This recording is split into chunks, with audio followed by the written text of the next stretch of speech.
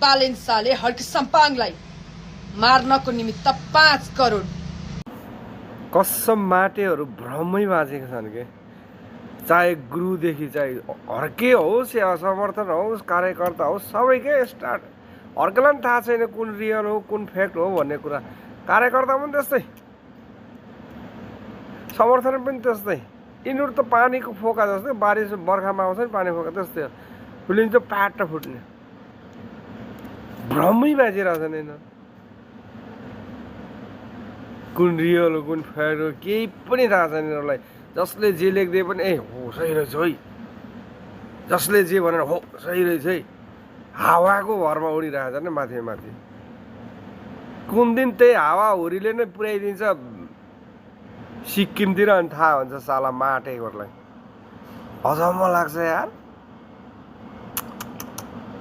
यस्ता यस्ता पनि राजनीतिमा आउँदो रहेछन् भन्ने कुरा नमुनै हो क्या यिनीहरू त यार।